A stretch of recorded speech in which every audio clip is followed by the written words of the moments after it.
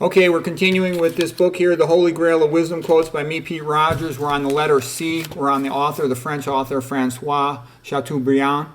Okay, so it starts out, he says, the original writer is not one who imitates no one, but one who nobody can imitate. Achilles exists only because of Homer. Take away the art of writing and you take away glory. And then there's a quote from Alexander the Great. When he was at the tomb of Achilles, Alexander spoke to the soul of Achilles. He said, O fortunate youth, to have found Homer as the herald of your glory. And there's also truth in that. Unless an author or a hero of any type has someone to write about it and share the information, they never become known. And it was like Newton was not that well known until Voltaire publicized his achievements, for example. Okay, Chateaubriand continues. A master in the art of living shows no sharp distinction between his work and his play, his labor and his leisure, his mind and his body, his education and his recreation. He hardly knows which is which. It comes natural to him. Okay, Chateaubriand. You are not superior just because you see the world as odious.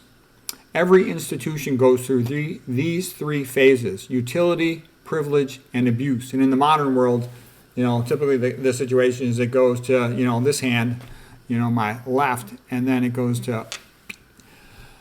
Okay, that's another reason why I don't like monopolies, because I think monopolies, they've got so much confidence in their ability to succeed financially that they lose their interest in meritocracy.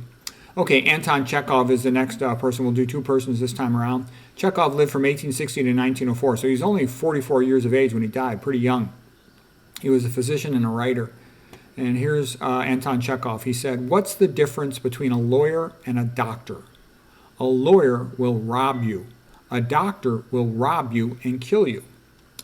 That's good. And that reminds me of the Voltaire quote. Voltaire said, I want my doctor to believe in God so he does not rob me. Okay, Anton Chekov, and remember, Chekov died at a young age of tuberculosis. He said, when multiple treatments are suggested for a disease, it means that the disease can't be cured.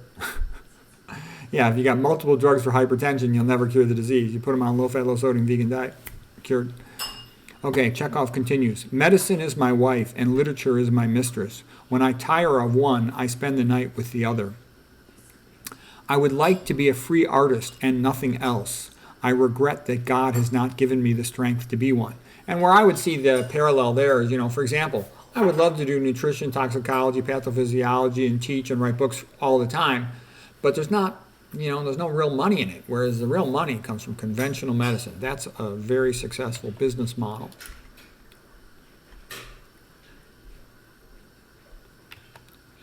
Okay, Chekov continues. I think human beings must have faith, or must look for faith. Otherwise, our life is empty. Empty. To live and not to know why the cranes fly, why children are born, why there are stars in the sky. You must know why you are alive, or else everything is nonsense, just blowing in the wind. An artist can pass judgment only on what he understands. His range is limited. An artist observes, selects, guesses, and synthesizes. So that's a good point.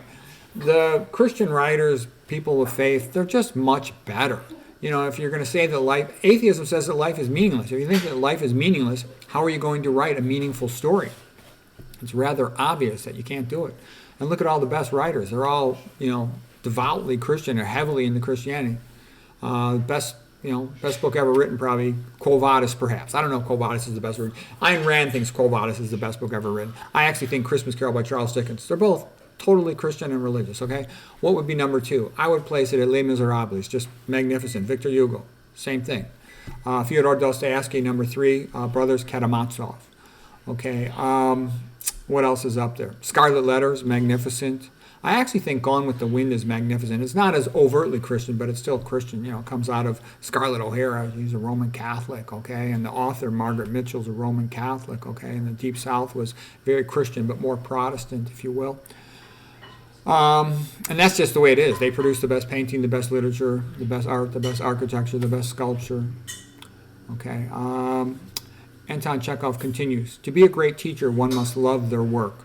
And that's along the lines of if you enjoy something, you'll do it better, you put more effort into it. But it's also along the lines of the Goethe quote that in order for a man to learn a complex task, he must love it. That gives him the energy to master it. Okay. to go past the drudgery of the basic introductory stuff and keep on pushing up to the more advanced stuff and to transform the field. Anton Chekov continues, love, friendship, respect, they do not unite people as much as common hatred for something does. And there's some unfortunate truth in that too. That's how evil unites people. Okay, Chekov continues, in nature, a repulsive caterpillar turns into a beautiful butterfly. But with human beings, it is the other way around. A lovely butterfly turns into a repulsive caterpillar. Okay, now here's some Chekov advice on writing. Great writing is audacious, original, concise, compassionate, truthful. To write well, you should cross out as many adjectives as you can. It is comprehensible when I write, the man sat on the grass, because it is clear and it does not detain one's attention. On the other hand, it is difficult to figure out and hard on the brain if I write something longer. For example, the tall, narrow-chested man of medium height and with a red beard sat down on the green grass that had already been trampled by the pedestrians and sat down silently, looking around, timidly, fearfully. The brain can't grasp that all at once, and art must be grasped at once, instantaneously.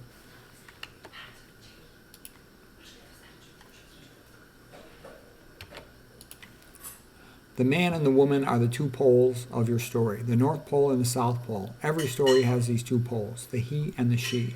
Okay, and that's it for quotes from Anton Chekov. That's it for today. Hope that was interesting and useful.